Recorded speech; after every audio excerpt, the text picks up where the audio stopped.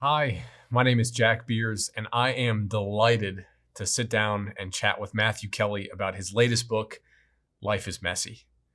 Matthew, it's good to be with you. Thank you, Jack. Good to be with you. So, I wanted to start here, Matthew. I wanted to start with this is somewhere around your 30th book. How do you decide what to write and when the right time is to publish a book? That's a great question. I have this huge architectural chest, about 150 years old, in my office, my study at home where I write, and it was made to hold architectural drawings. So it has these huge drawers, and I had them divided into three, and in each compartment there is a different book idea. When I get an idea for a book, I usually take 30 minutes. I sit down, I write down everything I can write that comes to mind about the idea for the book.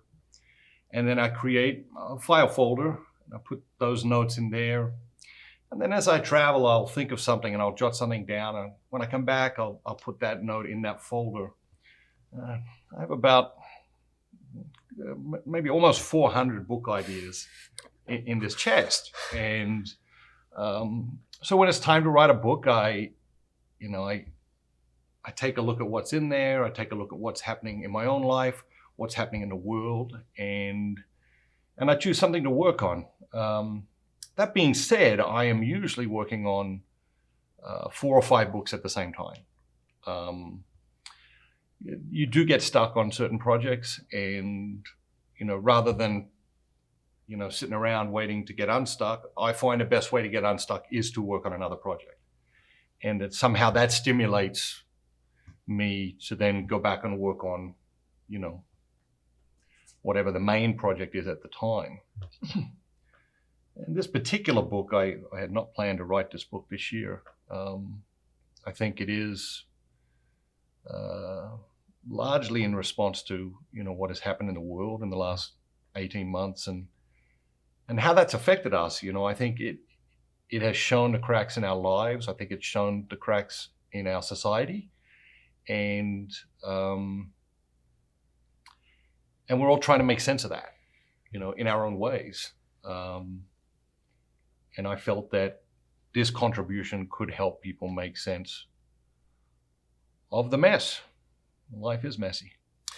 I think that segues nicely into something that I've heard you say to me often, which is every book you write has a promise and some sort of benefit to the reader. So seeing the context of the world and what everybody's going through, then what is the promise of Life is Messy and the benefit it brings to the reader?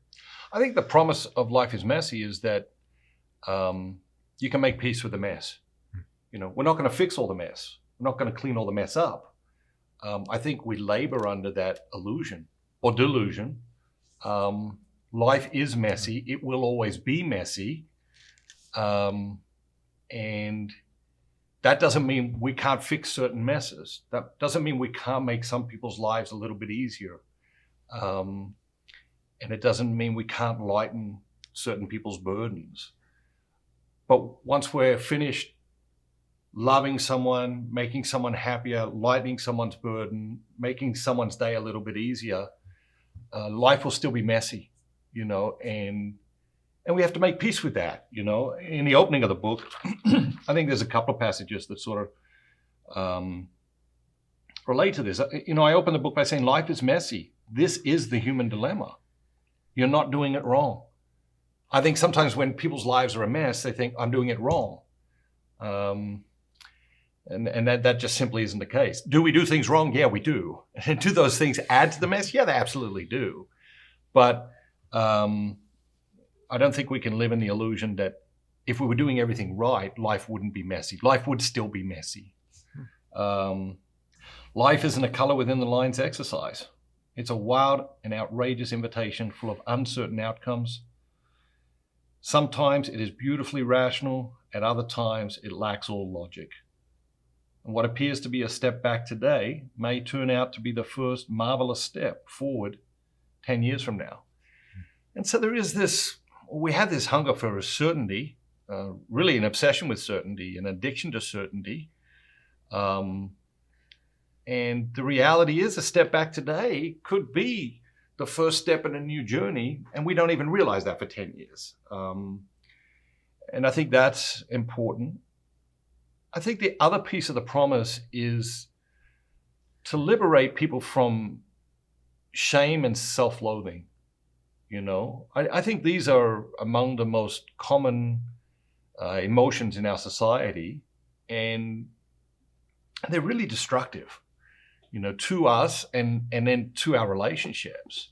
Toward the end of the opening part of the book, I say, everyone has their own mess to contend with. Our tendency is to think that we are the only ones with a mess, that our mess is messier, more embarrassing, more shameful than other people's mess. It just isn't so. You don't have to have it all together. Nobody does. And so I think learning to make peace with the mess is essential to living a fulfilling life and to be able to relate with people, in powerful ways. Because when we're caught up in shame and self-loathing in our own mess, it really creates a very self-referential context for our lives. And we lose awareness of who's in front of us and what they're dealing with and what their mess is. I think that is the promise of the book, is those two pieces. Is part of the book about calling to mind awareness of the fact that life is messy? Because I think about my own life. I read the book and I started thinking about my own life and times where my life got really messy. It was almost always the moment in time where I was least aware of how messy things were when I was just in it. So is part of the book trying to build awareness around the fact that just life is messy and we're never going to get away from it? I think part of the book is coming to the realization and being able to own the fact that my life is messy. And I think that certainly comes through in the book very, very clearly. I wanted people to know how, at different times in my life has been very messy. And that there are messes that I deal with every day. And so I think that for the reader to come to the conclusion, my life is messy, and that's okay. I think that's the awareness that I think you're referring to there. Yeah. Before we get into your mess a little bit, I wanted to see what people's early reactions have been to the title, Life is Messy. Yeah, so I mean, they've been reacting to that for many, many months as I've been writing. People are always asking me, what are you working on? What are you writing? What's your next book? And I would say, I'm writing a book called Life is Messy. And just this universal agreement, ain't that the truth? Tell me about it. So I think that probably more than any book I've ever written, it just seems to be resonating with people at this time. They hear the title and they're like, yep. And that has been, I think, a great affirmation, because writing a book is incredibly difficult, and I don't care how many you've written. In fact, I think it gets more difficult the more you write, because, if people have a good experience with one of your books, they have expectations. The expectations get ratcheted up every time they read a book. And so I think to have some affirmation through the process, because it is also a very solitary process. It is it's a lonely pastime. There are things that we get to do with teams, and it's incredible, right? To work with a team and to accomplish something together is a fantastic feeling throughout the process. Writing a book is not like that. It is a solitary activity, and it is, I think, psychologically draining, because I don't know. I don't know a good writer who doesn't think that what they're writing is ordinary, mediocre, inadequate when they're writing it, and even once they're finished writing it. But then we pass it over to the reader, and the reader gets to decide. And even a lot of that has to do with where the reader is at in their life, and will it resonate? Some books will resonate enormously with a person, and their best friend might think, not so much. Is it the book, or is it where people are in their life, how open they are to a message? Mm. You read a little bit from the book, and you mentioned that it gets harder and harder to write books the more and more you write them. I think one of the most interesting things about reading this book, Life is Messy, is that it's very different from anything that I've read from you in the past. Its format is different. The way that you write is a little bit different. And even just the content itself. I've known you for about 6 years. And one of the surprising things when you first meet you is that you are very introverted and you're very private. And yet I open up this book and I think it's page 10. These pages were born out of 3 years of excruciating suffering. And you write it from a very personal angle. How did this book come about? I mean, this is a book I never thought I'd write. It is based on, an astoundingly difficult time in my life. And the source material for it was the journals from that 3 years of my life. So I didn't start with a blank page. As events were unfolding over the past couple of years in the world, I kept feeling this sort of challenge, call, sort of demand. This is the book you need to write now. And initially I'm like, no, I'm not going to write that. I'm not ever going to write that. And then I'm like, okay, well, how do I write that without writing about that time in my life? And I realized, well, you can't write that book without, sharing that with the reader. And so there is that wrestle, there is that tug of war about what to share about yourself, what not to share about yourself. And this is definitely a book where I share more about myself than any other book. I think that when people read Resisting Happiness, the main feedback from Resisting Happiness was, I loved how you shared your own struggles, with many of the things I've talked about over the past 30 years. I mean, this is on an epic level compared to that. I mean, this is sort of really bearing my soul in ways that, I probably never thought I would in writing. So it is a very different book, I think, on a number of levels. One, it's very personal to me. I think provides the reader with unique insights into my life and my struggles. It came from journals, and I wanted to have sort of a less finished feel. I wanted the book to be a little bit messy, So I think you go from one section to the next, and they aren't necessarily connected. I think it is a book you can read one section and really go away and think about that. I could have smoothed it out and made it all pretty and sit together and that sort of thing. And I really resisted that. I really didn't want to do that. So I think it has sort of a raw, natural sort of experience. As if someone had let you, given you their personal journal and said, have a read.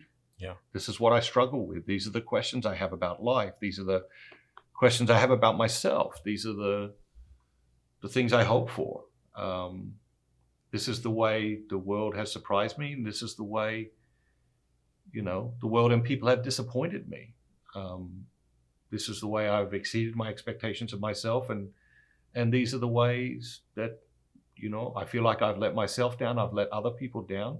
And that, like anybody, I struggle with the ideas of not feeling like I'm enough, or feeling like my contributions are inadequate. It's all of that. And that is messy stuff. And I'm okay with it being messy. Yeah. So in reading it for me, so its rawness was surprising, but I think what was more surprising is I've never read a book of yours that was sort of disorienting as I read it in a positive way. I'd be reading about one thing about your life, and then it would shift to something totally different. And it was sort of that process of disorienting, and how good that was for me as the reader. That was most surprising for me. What do you think most people will be surprised about when they get this book, which is a different Matthew Kelly book? So interestingly, I think many of my books are different. I'm always trying to reach people where they're at. I'm always trying to reach new audiences. I'm always trying to have something to say that will help people, that will be hopeful to people. And a lot of that is driven by, I have this idea in my writing process. Like, when I first started speaking and writing, I was traveling, 250, 300 days a year. And you get on a plane, inevitably you sit next to someone, and inevitably they ask, what do you do? And I wanted to write books that I could give to anybody. And this is what I do. Now, some of them are for very specific audiences, and that is not true of those books. But there are others, like The Rhythm of Life, like Resisting Happiness, and like this book, that I feel like I could sit down next to anybody on a plane, and that, they could enjoy it, benefit it. But I think it is a surprising book. I think it is disorienting. I think good books should be disorienting, because we get comfortable in our lives, we get comfortable in our relationships, and when we do, we stop growing. We can get soft. We've seen this all the time, like with people who are the best in the world at whatever they do. And when they start out, they're very hungry and they're driven and they're all of these things. Then they become very successful and they become soft, and they lose their genius. And I think that's true for all of us. And I think it's something all of us need to be jolted out of from time to time. I think good friends, good relationships jolt us out of that. I think good books jolt us out of that. And, I think one of the most powerful points in the book is the idea that even great experiences can be tremendously disorienting. If we have a car accident, we sort of expect that to be disorienting. If someone tells you have cancer, we expect that to be disorienting. But you work really hard, and then you go on a vacation and you're laying on the beach doing nothing, just relaxing. And that can be astoundingly disorienting, because all of a sudden, laying there on the beach, you realize, my life doesn't make sense anymore. What am I doing? And so this, beach vacation that should be, blissful and all the things we imagine it to be, ends up becoming disorienting. And disorienting in a really good way. And I hope the book is that for people. It has been that for me. When you write something that's very personal, you obviously don't share everything. So when you are writing a book that's very personal, it's natural for people to want to know, every little detail. So how did you decide what to be in the book and what not to be in the book? Yeah. I love music and I love lyrics. And I think great lyrics allow the listener to decide what the song is about.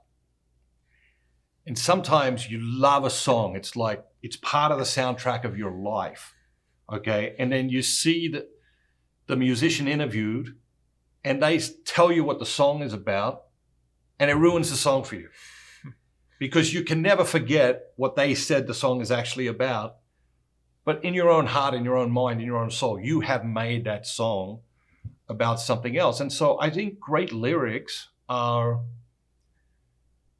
specific enough to put us in the ballpark, but vague enough to allow us to personalize it.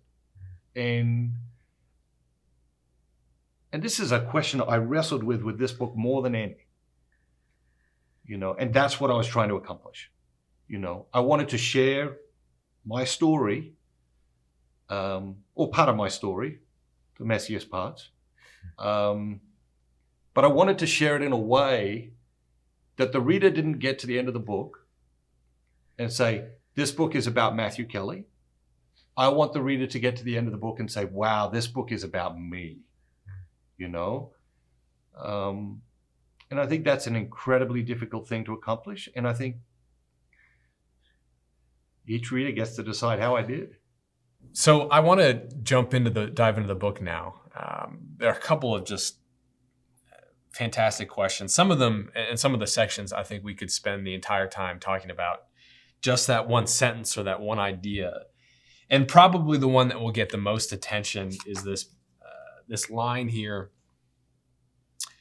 And you call it a more beautiful question. And you actually call it as one of the most beautiful questions I have ever stumbled upon. Can something that has been broken be put back together in a way that makes it more beautiful than ever before? Where did that question come from?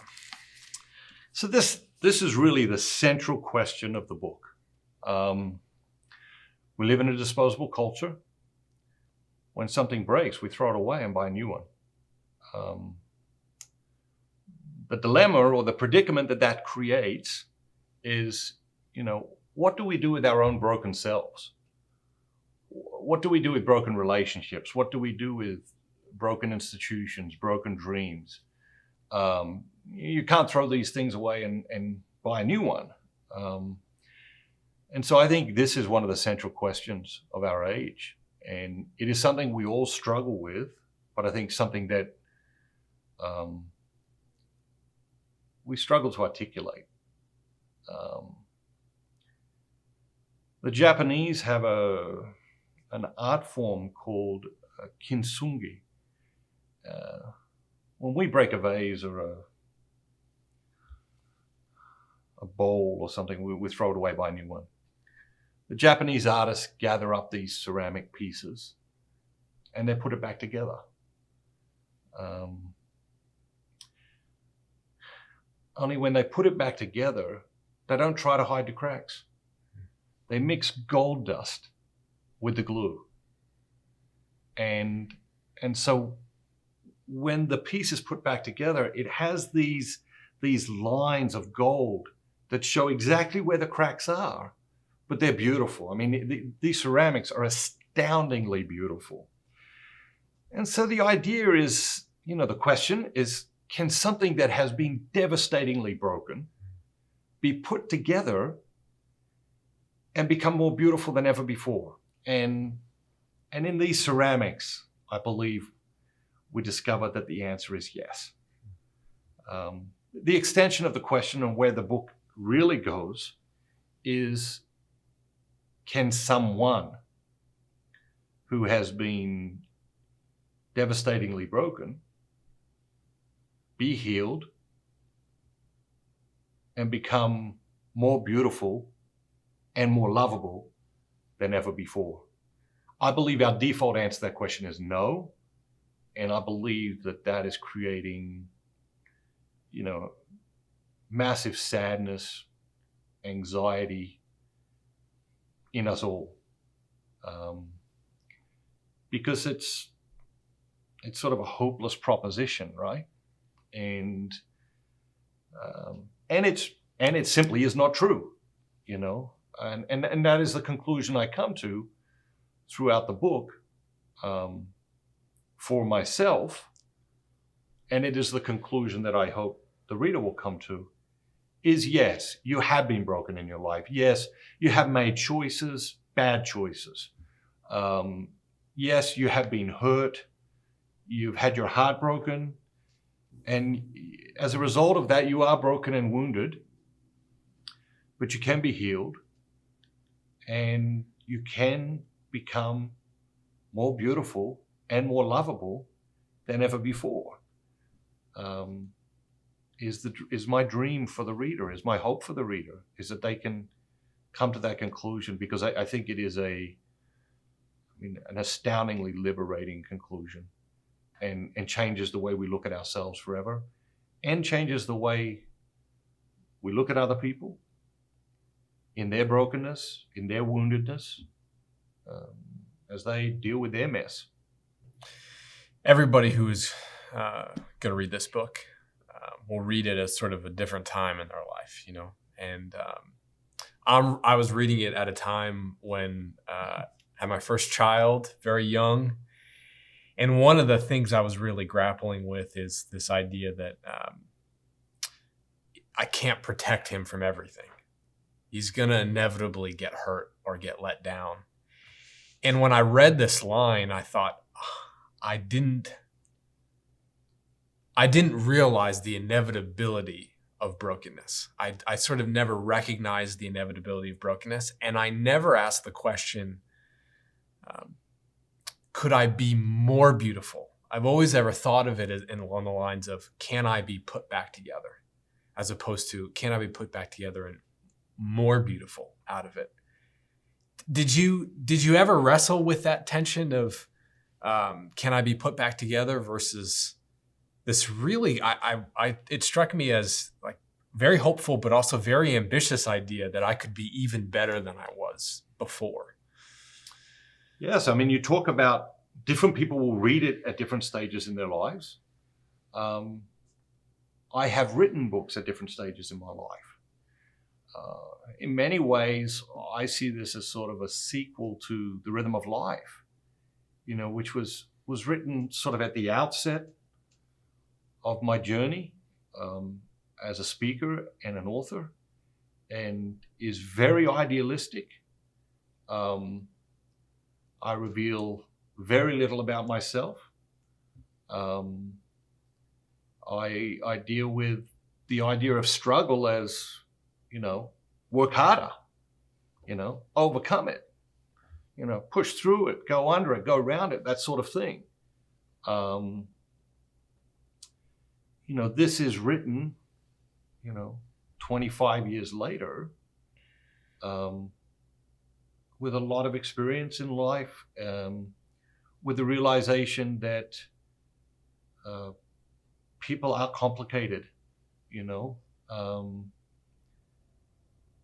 in myriad ways, and that they do have their own struggles, and every person's struggle is unique, and that, people don't walk around with signs around their neck that say, I just lost my job, or doctor just told me I have cancer, or I'm struggling with depression, or, my husband just told me he doesn't love me anymore.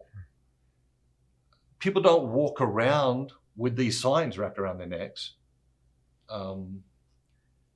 But the more we're aware of our own brokenness, our own woundedness, the more we are able to see those signs, because they are there, And I think as that awareness grows, I think you do learn to walk into a room and you can scan the environment and you can tell which person in this room is hurting the most, and which person in this room most needs hope and love and encouragement, and how can I participate in that?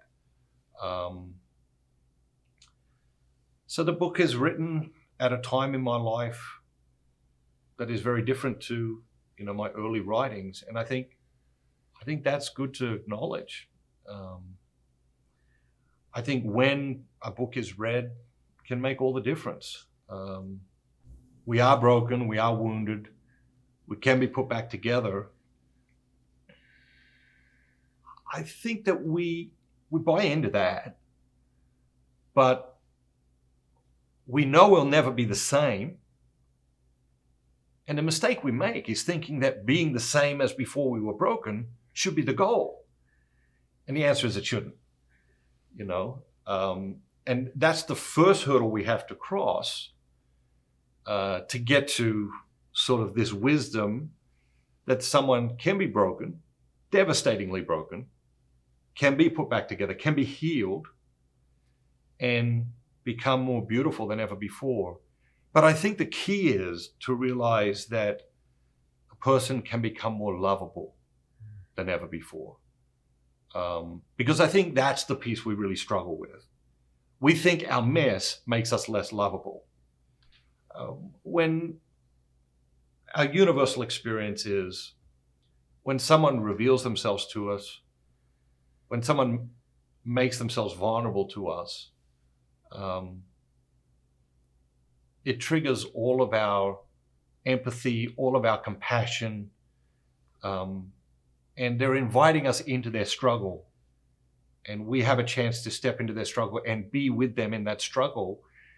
And we do love people deeply in those scenarios. And so I think the more beautiful, becoming more beautiful than ever before is great for a vase.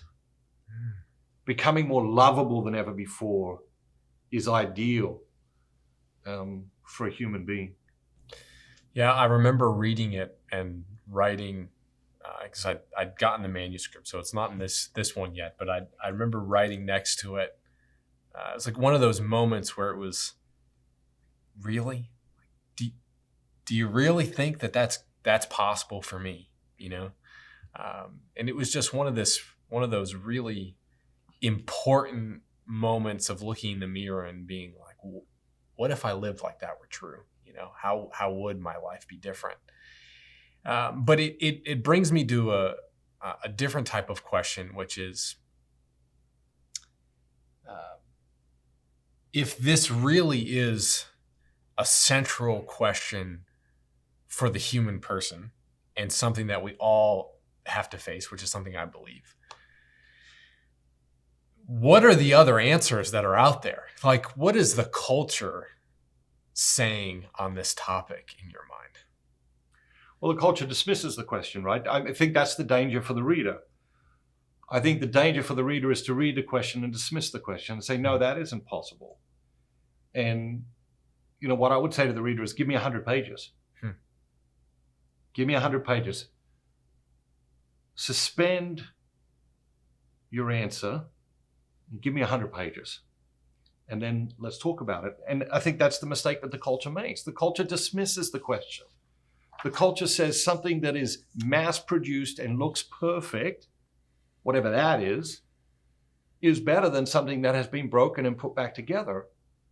But if that something that's been broken and put back together was given to you by your great-great-grandmother and is something you've treasured your whole life, it doesn't matter how broken it is. It doesn't matter how many times it has to be put back together. It is going to hold special place in your heart. And so that's the difference between things and people. And I think that we live in a culture that increasingly wants to treat people like things. That's the great objectification of people that's taking place. And when we're treated like things enough, we start to behave like things. And we start to treat other people like things. And that's, of course, where you see the disintegration of relationships and ultimately society, which is just a collection of relationships. I didn't think we would get here this quickly, so I want to capitalize it since we're on it. You spend a section of the book talking about the culture's effort of dehumanization, is what you call it, and what that does to the person and how to respond to it. And I wanted to take a pause and just say, okay, dehumanization.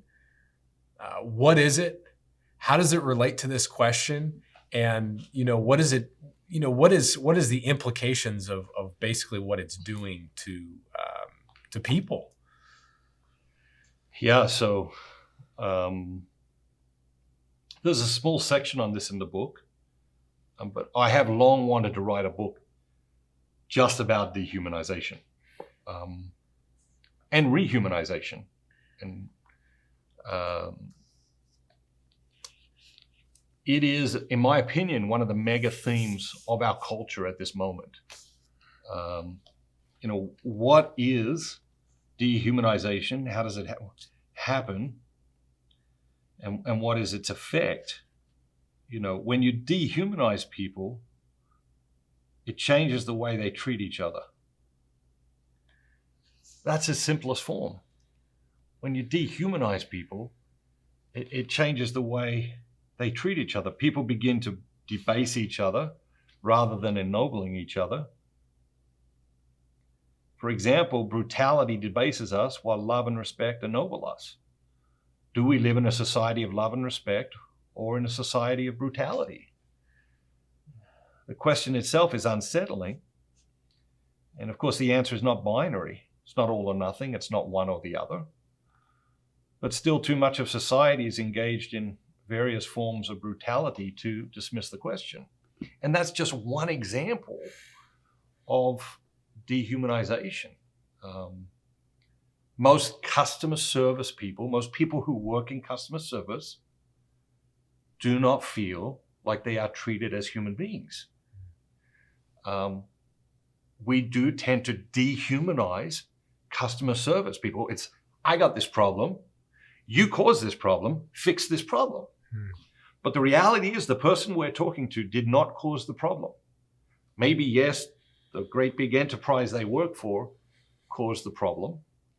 But that doesn't give us reason, doesn't justify us in dehumanizing this customer service person. And so you realize, once you start to get into it, you realize it is everywhere. And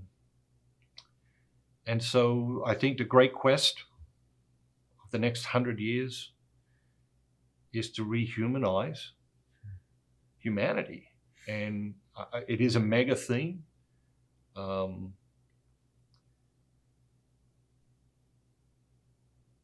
it will become a bigger and bigger problem the longer we refuse to even talk about it. Do you think that the dehumanization has taken a big leap?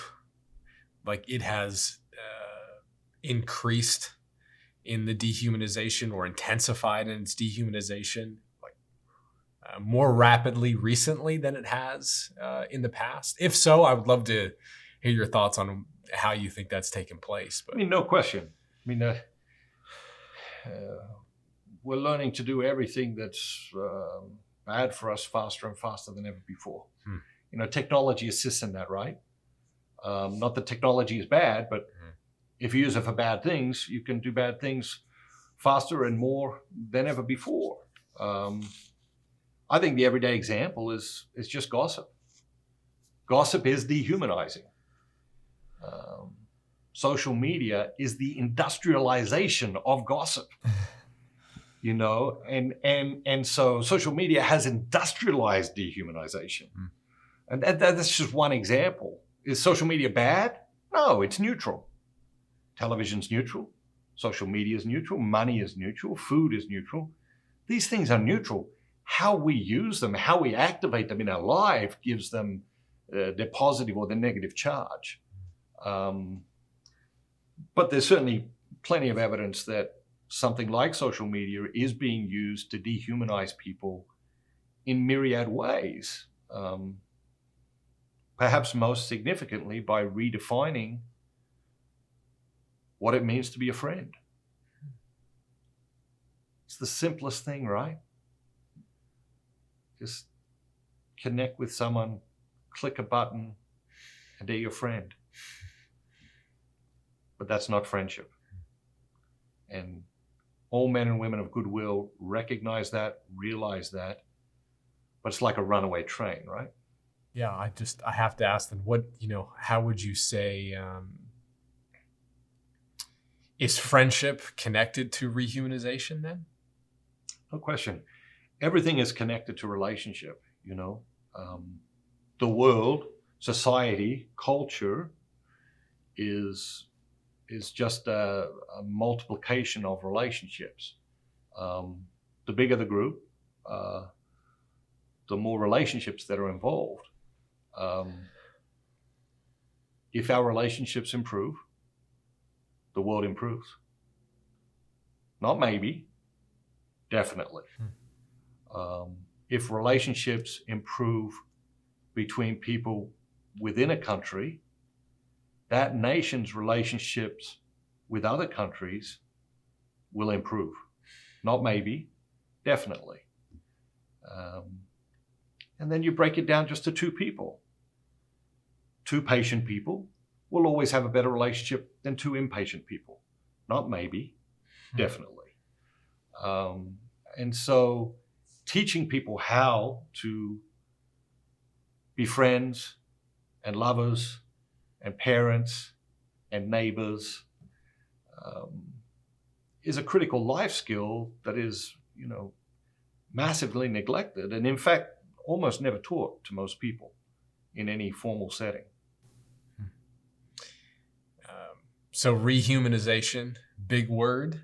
Yeah. But done in the little things, it seems like. I believe that any solution that is not simple will almost always fail. And the bigger the problem, the simpler the solution you need to that problem. And, as I say in the book, what is dehumanization? It's when people stop treating people like people. What is rehumanization? It's when people start treating people like people again. Yeah. And is it a massive simplification of the problem? Absolutely. Is it the answer to the problem? Absolutely. And the beauty of solutions like that is you don't need me to give you a big long list of, when you're dehumanizing someone and when you're rehumanizing someone. You know when you're dehumanizing the customer service person. You know when you're giving someone your full attention, and treating them like a human being, all their dignity and nobility of that. And when they're one of 5 things that's going on in your life at that moment. We know. Don't need anyone to tell us. Just need to get in touch with what's going on inside us. And again, get back to what you spoke about earlier, and that awareness of what's going on inside us and what's going around us. Yeah, that resonates quite a bit. I remember reading once that a homeless person goes up to 3 months without ever hearing their name. And that as much as they yearn for a meal or a warm night, like they just want somebody to ask them their name and call them by their name. Powerful, incredibly powerful. And one way to respect a person is to remember their name. Yeah. It's a way of rehumanizing the world. All right, Matthew, I want to return back to the question for a moment, because when you frame the question, can something or someone become more beautiful and more lovable after it's been broken? You do this really interesting thing that has been in my mind since I read the book, which is you invite the reader to pause and put on the mind of God and say, how might God answer that question? It's spilled over into so many different areas of my life, like where the question will come up and I put on the mind of God, what might God say about that? Where did that reframing the question come from, and what good do you think that does to a person to try and put the mind of God when they're wrestling with something as critical as that type of question? Yeah, I think, the concept, I think, is at the heart of all authentic spirituality, at the heart of all genuine mysticism, is that we seek this union with God. And one of the ways to seek that union with God is to ask ourselves, how would God look at this situation? How would God look at this person? And ultimately, how does God look at me? If we don't do that, we will inevitably create God in our own image. And that is a very, very dangerous path to get down. And many people get down that path, right? If God loves everyone you love and God hates everyone you hate, who you're talking to is not God, you know? And if God agrees with all of your opinions, you know, who you're talking to is not God. And this idea of creating God in our image is, I mean, it's a trap we all fall into at different times. I think it is inevitable. And how is the way out of it? It's to put on the mind of God. You know, when we read the scriptures, what are we really trying to do? What's really happening is we're getting insight into the mind of God. We're getting God's ways are not man's ways. All right, what are God's ways? All right, well, let's look at the scriptures. Let's look at how he has acted in history. Let's look at how he has acted in our own lives. And then let's learn in everyday situations, not just at church on Sunday, to put on the mind of God. You know, when we want to lose our temper, when we don't know what to do, to put on the mind of God and say, all right, how would God see this? How would God respond to this? And to allow that to guide us. So when you look to the Gospels then, and you look to Jesus, what do you see Jesus doing to contend with the mess of humanity? It's a huge question, right? But like, what evidence in the Gospels do you see of Jesus confronting the mess of humanity, and how does he actually respond to it? Well, firstly, he affirms the major premise of the book, which is the mess isn't going anywhere. You know, and he affirms it most specifically in his line, the poor will always be with you. It's like, it's arresting, right?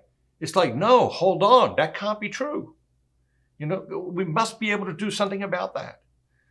And of course, you know, what does he mean? We don't actually know. But we do know that he speaks about poverty not exclusively as a material experience. You know, we all have forms of poverty.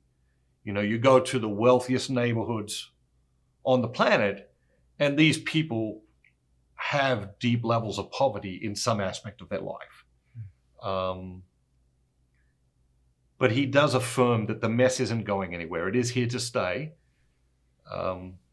in the book. But I think the other thing that is perhaps most poignant to the conversation is that God could have saved humanity any which way. You know, could have clicked his fingers and that would have been salvation. How did God choose to bring salvation to the world? He chose to come as a child, helpless, and to place himself right in the middle of our mess. You know, I think very often when someone else has created a mess, which we tend to do, we do create messes for ourselves. Sometimes messes just happen. You know, natural disasters, those sorts of things, messes just happen. And they can bring devastating heartache and sadness and suffering to our lives. But we do create some of the messes in our lives.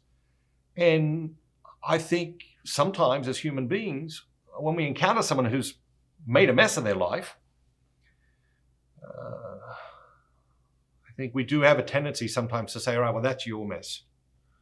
You know, you made it, you clean it up. And that is not the mind of God.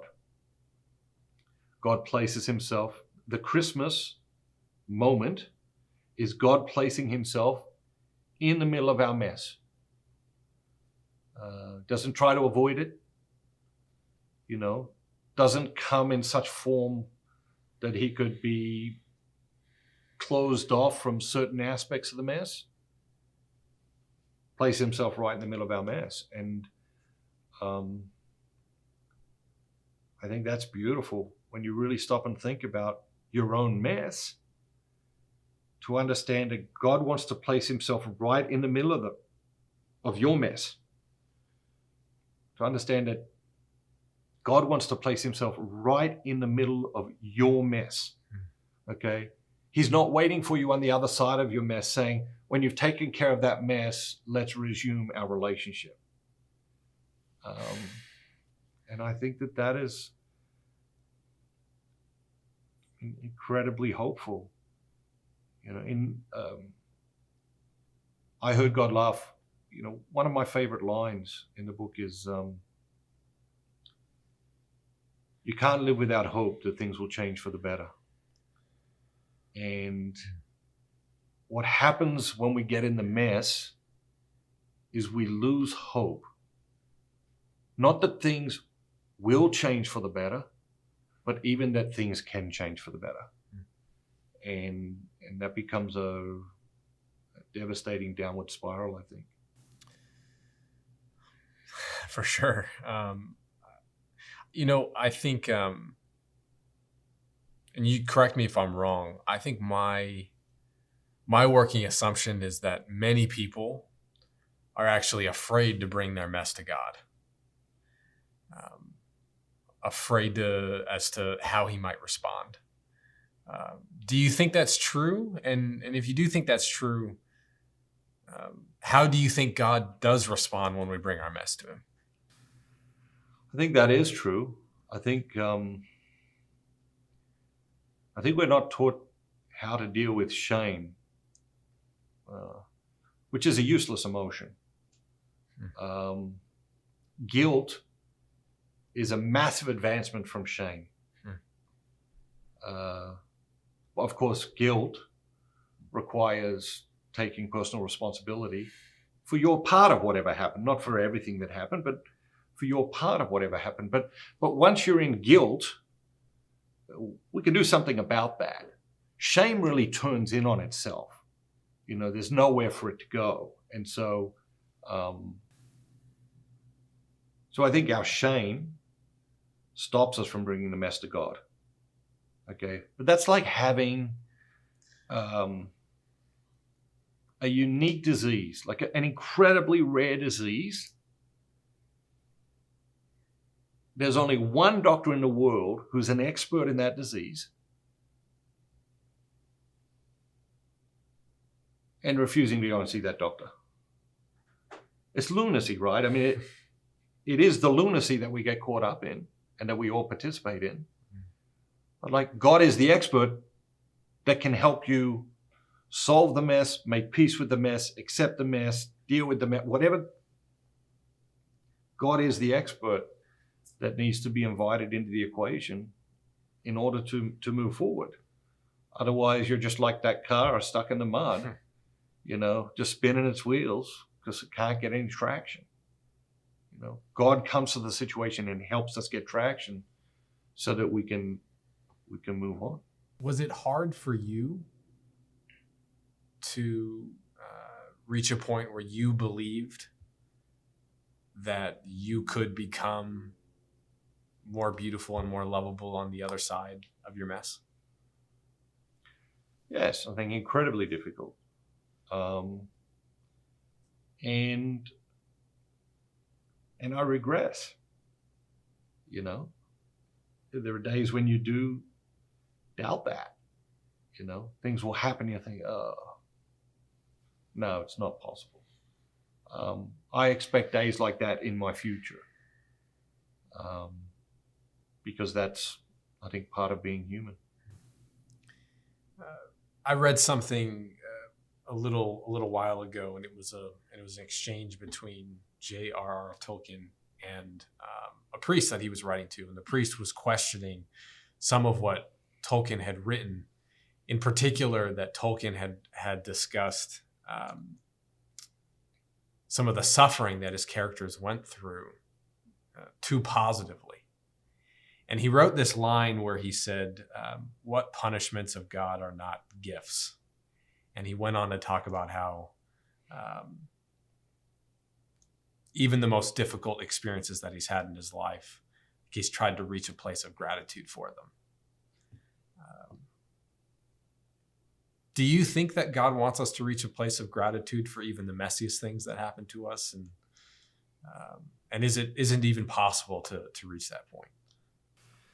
So I disagree with Tolkien on a different point around the same quote. Okay. Because I don't actually believe they're the punishments of God. That's not really my image of God.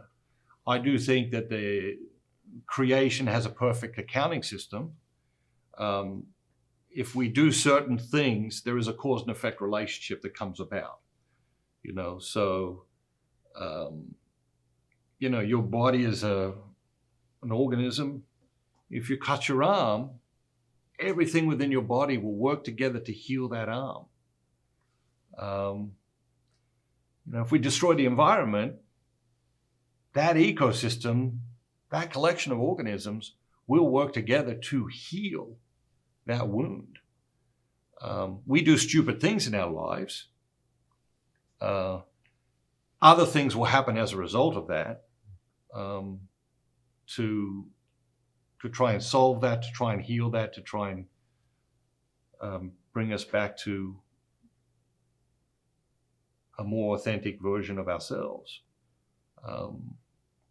But I do believe what you're saying is possible, that we can come to be grateful for suffering in our lives. I don't believe it's necessary in every situation. I don't think it's necessary to have a checklist of these are all the ways I've suffered in my life, and I've become grateful for these ones, but I'm not grateful for these ones yet, but I'll work on getting there. I don't think it's necessary. I think in some cases that does happen. In some cases that doesn't happen. And more importantly, I think we're limiting this to our experience of this life. I think this life is an incomplete experience on its own. And I think that, some of what Tolkien is talking about there, I would believe that much of that work, maybe even most of that work, is done on the other side of this life. Okay. I want to stay on this question, but there's too many other good things for us to get into. And so I want to shift then to what I actually think is, if it's not the most arresting line in the book, I think somebody would be hard pressed to challenge me on this one. But here's the section. If something was threatening your happiness, would you want to know about it? If people knew you can never be truly whole without something and they withheld that information from you, how would you feel? The greatest threat to your happiness and wholeness is your unrecognized spiritual needs. That's 13 words that took me a lifetime to formulate. Where did that line come from, and why do you think it's so important?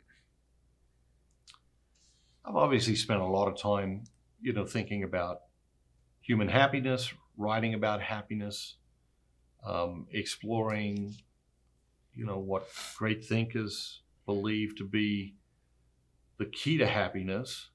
I think we live in an age where the spiritual is devalued and deprioritized. And that's like saying, I'm going to ignore this whole part of myself, which is central to my existence. That's like taking indispensable parts out of a car and still expecting it to run. And that's our lives. That's modern life. When we extract spirituality and put it on the shelf as something that doesn't matter, or I think for many people today, they believe it to be something that just simply isn't necessary. Chances at happiness diminish at an astounding pace. when we ignore our spiritual selves. I believe God is interested in the whole person, physical, emotional, intellectual, and spiritual. I think from a religious point of view, we often make this mistake of thinking that God is only interested in the spiritual aspect, our moral and ethical behaviors. But I believe God is interested in the whole person, and that holiness and wholeness are inseparably linked. That holiness is impossible without a staggering quest for wholeness. And not only for ourselves, but to bring wholeness to the people in our lives. The line, I think it is the most important line in the book for people. But yeah, I've thought that about other lines in books, and people read straight through them and decide some other line is more important. Again, it's, where is the reader at? But I think the setup to the line is very important. If I knew something was indispensable to your happiness, and I held it from you, intentionally kept it from you, how would you feel about me? How would you feel about that? And that someone in our society are the creators of content, are the creators of, different technologies, are the creators of different laws. And all the time, they prevent people from recognizing their spiritual needs. Yeah, let's dive deeper into something you just said as it relates to spirituality and content. So if I'm watching this video, or if I stop at that part of the book, and I've never tried to walk the spiritual path before, or try to engage spiritually before, what would you say my first step is? Create a content diet that will help you become more authentically yourself. I've spent my life trying to help people become the best version of themselves. Mm-hmm. I spend a fair amount of time thinking about if it was my job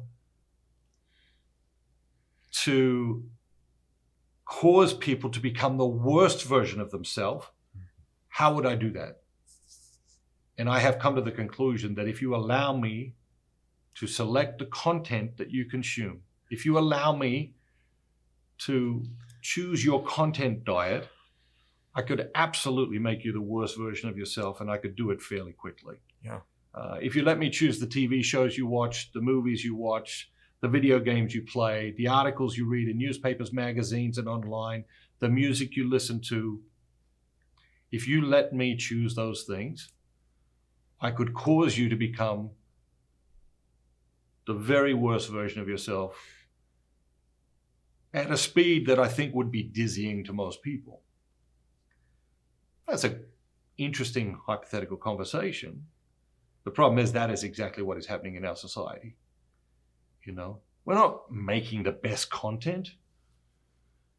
No one's sitting around in movie studios thinking, let's create the greatest movie that's ever been made that will help the most people, grow, develop, have better relationships, become better versions of themselves. Content has been so commercialized that it is aimed at the lowest common denominator. And the problem with that, one of the problems with that, is with that approach, the lowest common denominator keeps getting lower and lower and lower with every passing year. And so content is making people the worst version of themselves. And we know that. And we say to ourselves, I'm just relaxing. Mm-hmm. That's even worse. Because when you're just relaxing, you turn off your critical functions and you absorb that trash content at an either higher rate than if you were actually sitting there as a critical participant in what is going on. And you call it trash content, but that's also what it's known for. It's like, I'm going to go watch my trashy TV show, or I'm going to go get my trashy magazine. Yes, or it's my guilty pleasure. Yeah. You know, but it is destroying us, and it is something that we have complete control over. You get to decide what your content diet is. You get to decide, for large part, the content you consume. I've heard you say this before, and I think that Jesus said the exact same thing. He has this line where he's like, the eye is the lamp of the body. And if you let darkness and evil through the lamp of the body, through the eye, the body will become what you let through the eye. And I just thought, yeah, that's what we do. You know, the eye is the lamp of the body, and all that we're letting into our eyes is filling our bodies with darkness, not filling our bodies with light. Yeah, when I was a kid, my dad used to say we become what we eat. Yeah. You know? And he always used to say it at the moment we didn't want to hear it. Yeah. You know, when we wanted an extra, you know, chocolate bar, an extra bag of potato chips or whatever. Mm-hmm. We become the content we watch, read, consume, experience. We're becoming that content. And I think the tragic thing is nobody wants to live in the last TV show they binge watched. Mm. If that was your life, if I said you have to live there forever, you know, it would be arresting and devastating to people. But we are actually living out the roles and values that get presented to us, very often unconsciously. Yeah. I want to move to a little bit more on the process of the book itself. So now that it's done, you can't include... It's never done. It's abandoned. It's abandoned? Okay. You just abandoned it to us, the reader? Yeah, Da Vinci said, you know, art is never finished. It's only ever abandoned. Yeah. I've abandoned it, you know. But carry on, sorry. No, it's true. Having seen multiple manuscripts, you know, and coming to you and being like, Matthew, if you take this out, like, I will destroy you. And then you ultimately having to abandon it, and me having had a stake in it before it was published, having to take part in that abandonment, you know. But there are some things, you know, I think I saw version 6, you know, or 6 and 7. You can't include everything that you want to in a book like this, and I'm curious about what you left out in the process of how you decided to leave those things out. Yeah, I think there's more left on the cutting room floor with this book than most. There was a lot of content, and you know, there were 10 readers like yourself, and all of them fighting vigorously for certain sections to be kept. And I think it's interesting to see who was fighting for which sections. I think in some ways it's reflective of what's happening in their lives. In some ways it's reflective of the audience that they hope the book will resonate with. So there is a lot of stuff that was on the cutting room floor, you know, when the final manuscript was done. We're going to share a lot of that content as sort of bonus content with people on the internet and things like that. So I think that will be fun. I think the team's idea for that was a great idea. You do inevitably look at a book and say, I wish I'd put this in, or I thought to put that in, but then it escaped your mind or whatever. Do you have one that you could tease us with? Yeah, I really do for this one. I think if I could put one more thing in the book, it would be, I hope you find someone who can love you when you're sad. Because, I mean, obviously, there's a lot of personal sadness in the book for me. And if we don't have people in our lives who can love us when we're sad, then that makes our mess just so much more difficult to deal with. But when we're, looking for people in our lives, it's not one of the criteria we use, right? We don't think to ourselves, gee, I wonder, would this person be good? Would this person be a good friend to me when I'm sad? Will this person be able to love me when I'm sad? But I think it is an essential component to being a great friend, to being a great lover, to being a great partner, to being a great spouse. And of course, nobody teaches that.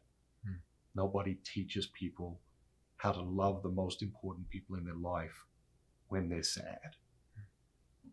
Part of that is because we treat sad as a malfunction. We think, okay, when I'm sad or I'm anxious or I'm depressed, I'm malfunctioning. And the complete opposite is true. When you get sad, when you get anxious, when you get afraid, when you get depressed, you are functioning perfectly. Your being is throwing a flag and saying, pay attention. Something is happening within you right now that is very important. Pay attention. Or something is off on this situation, and if you don't recalibrate your values or your life or your priorities, you will continue to feel this thing you are feeling now. And I think that's one of the things that I hope the book communicates very effectively, and that is that our feelings are messengers, and very often people are made to feel bad for their feelings, but we don't choose our feelings.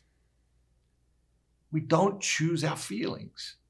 Feelings are things that emerge in us. They arise in us in response to things that are happening within us or around us or to us.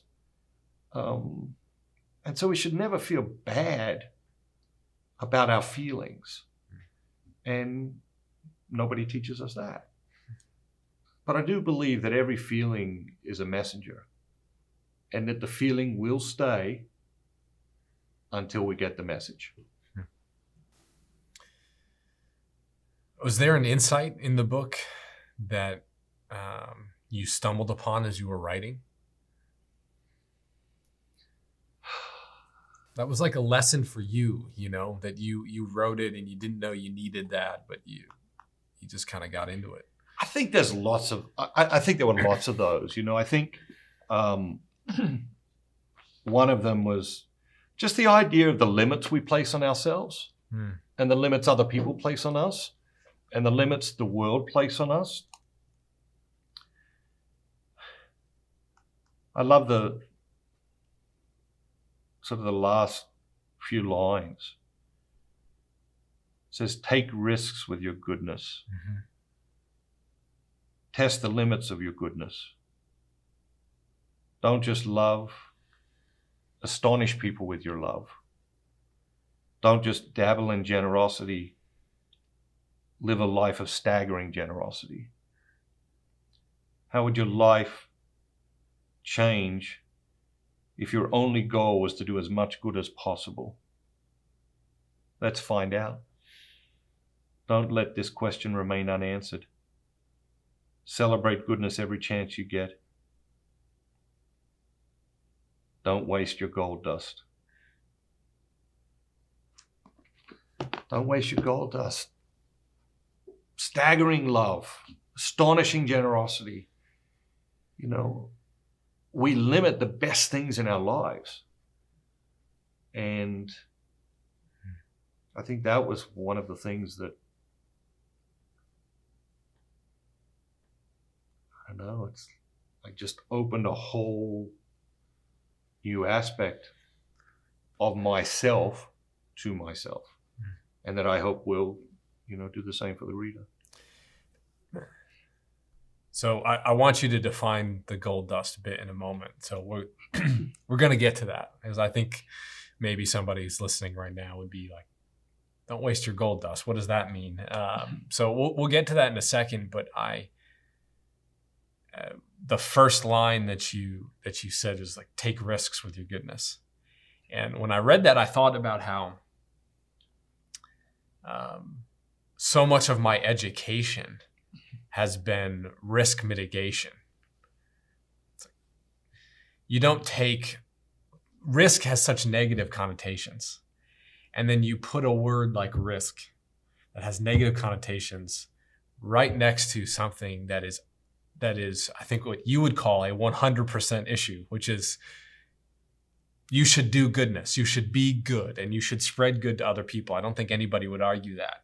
And risk and goodness together seemed like such a strange and jarring but magnificent marriage. And it left me thinking, like, what does it mean for me to take risks with my goodness? And so I wonder, from your perspective, what does it mean? Did you expect people like me to have a reaction to risk and goodness together? And then what do you think it means to take risks with goodness? So I had not thought of that. But I do think that the book uniquely disorients people, has many, many moments that create cognitive dissonance, and that is very, very good for us. I think it's interesting that we look at risk as negative. As a result of that, we seek to mitigate risk. But you can never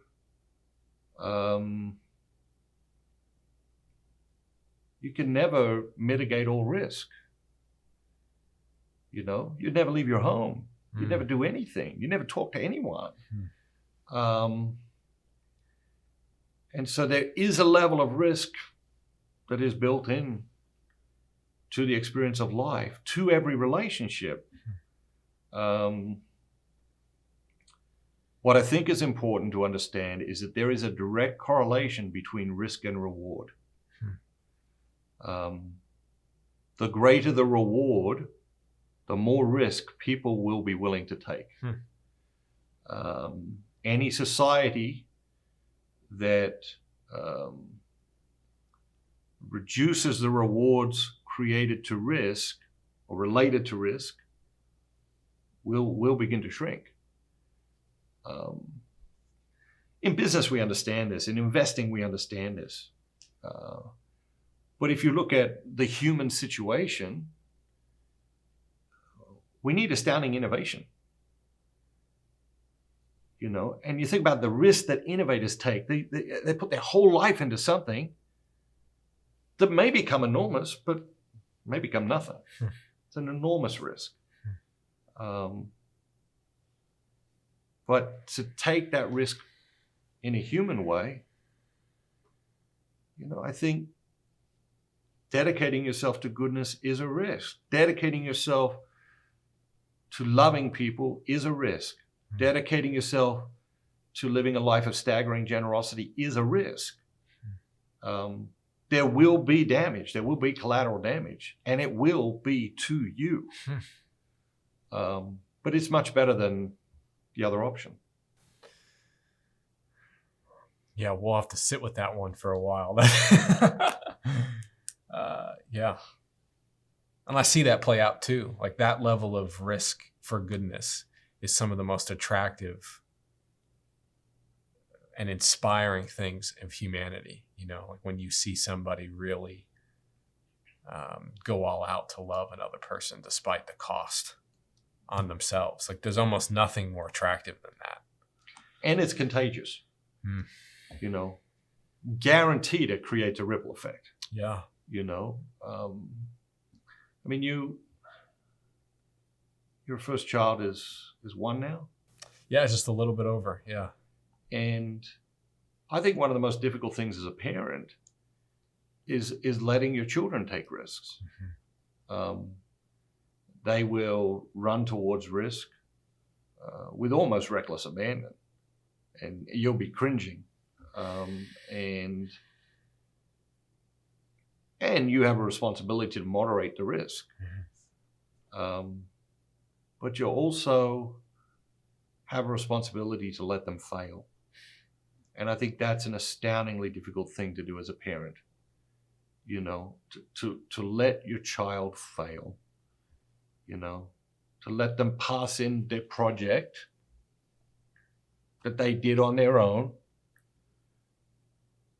and it will fail. You know, and some other kid will get a great mark, but his parents did it for him. Because I think as parents, we have a responsibility to teach our children that life is not easy. It is not meant to be easy. It is not our job as parents to make your life easy. You know, Alan Hunt talks about the idea the role of a parent isn't to smooth the path for their children.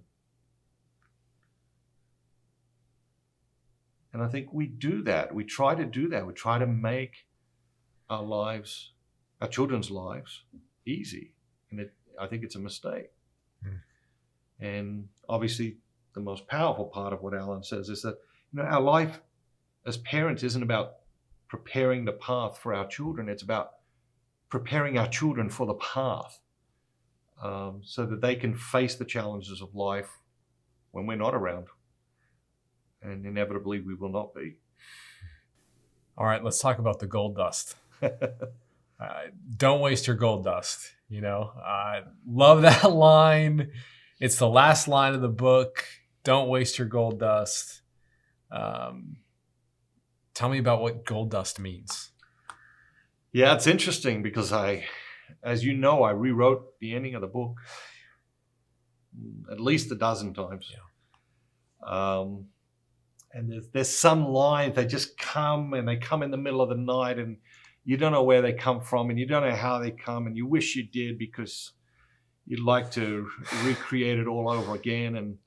And that's one of them. You know, Don't waste your gold dust. I think it just has this this feel to it that is intriguing, that is challenging, that is. It goes back to the Japanese ceramics. You know, and the idea that they mix the gold dust in with the glue when they glued back the vases or the bowls. It's not the glue that makes the ceramics beautiful.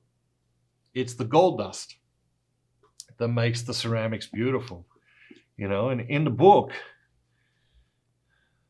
let's see if we can find it. Talk about the idea. And this might be a close second to the unrecognized spiritual needs line. But the most beautiful and surprising lesson that the Japanese art form of kintsugi teaches us is this. We are each other's wounded healers. We each possess the gold dust needed to glue other people back together, making them more beautiful and more lovable than ever.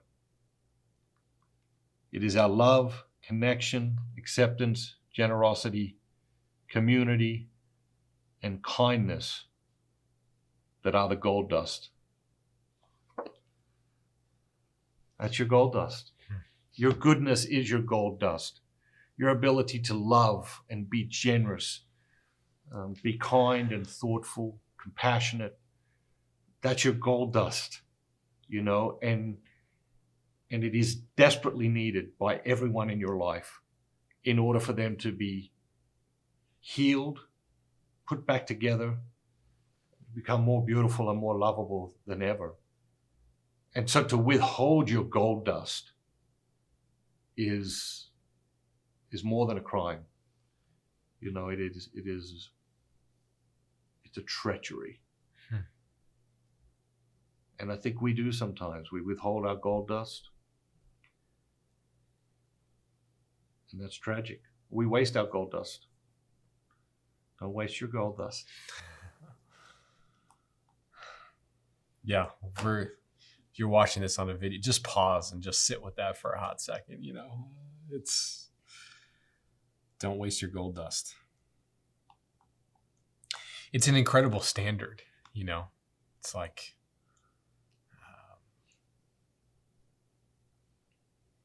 maybe it's better to say it's an incredible responsibility. And is there a more important responsibility for me than to be each other's wounded healers? I mean, that's just, man. Yes, but at the same time, it is a standard and a responsibility that is perfectly matched for you. Yeah. You know, I think on days when I get overwhelmed, you know, or I get frazzled, or I get stressed, or I get cranky, or whatever, I have to sit back and say, what is happening here? And the conclusion I have to come to is that I am trying to do more in this day, in this 24-hour period, than God intends for me to do.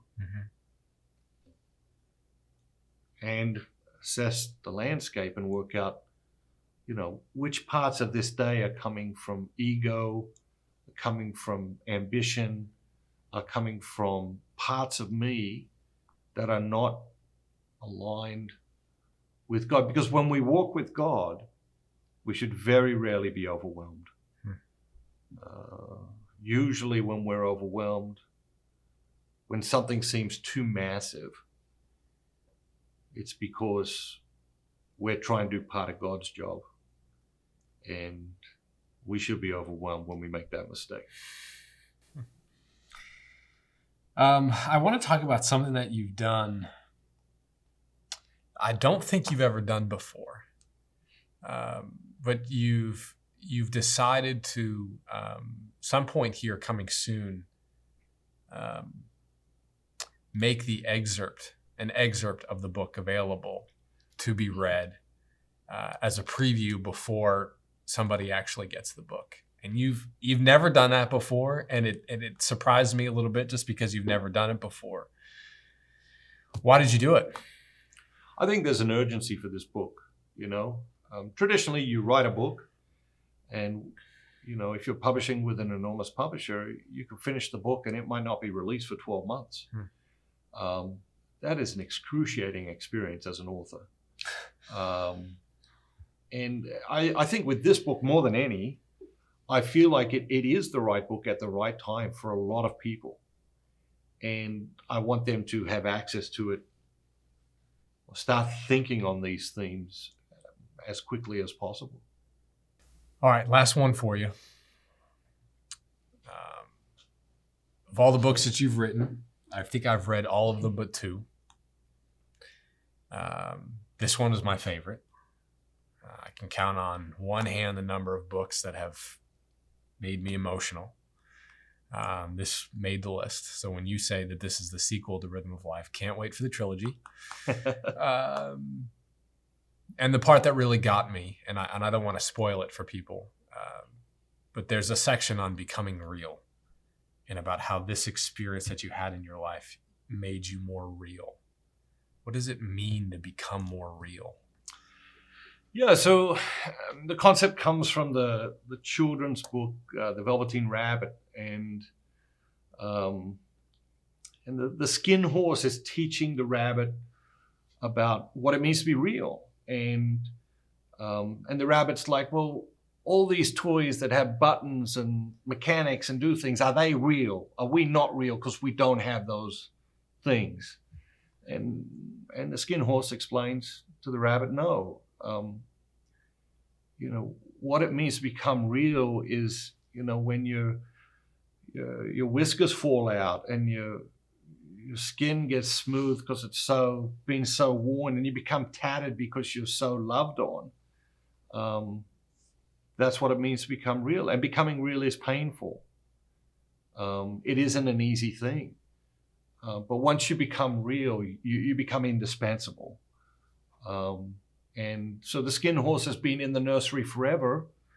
The Velveteen Rabbit is the little boy's toy, but the skin horse was his father's toy, and will never be abandoned, will never be thrown away. And so I think that's what it means to become real. It means to be vulnerable, to recognize that the expectations we place on ourselves and the expectations that other people place on us very often are not real or are misguided. To recognize that you can never truly be happy being someone other than who you genuinely are. And that pretending to be something or someone other than who you authentically are is absolutely exhausting, and ultimately will bring death to the soul, because it is so exhausting to pretend. And I think the thing about life is messy is we spend so much time pretending that our life isn't messy, like putting forward an idea or an image that, we got it all together, or, we're living this idyllic life. Nobody is. Nobody's living an idyllic life. Nobody has it all together. Everyone's life is messy. And we're all just on this quest to become real. Well, the book helped me become more real. So thank you for it. You're very welcome. And thank you for the time. Thank you for the book. And thank you for experiencing this conversation with us. I really, I couldn't say it enough. Get your copy of Life is Messy. If not, just to look at how beautiful the cover is, but get your copy of Life is Messy and find out how to not waste your gold dust. Thanks, Matthew. Thank you.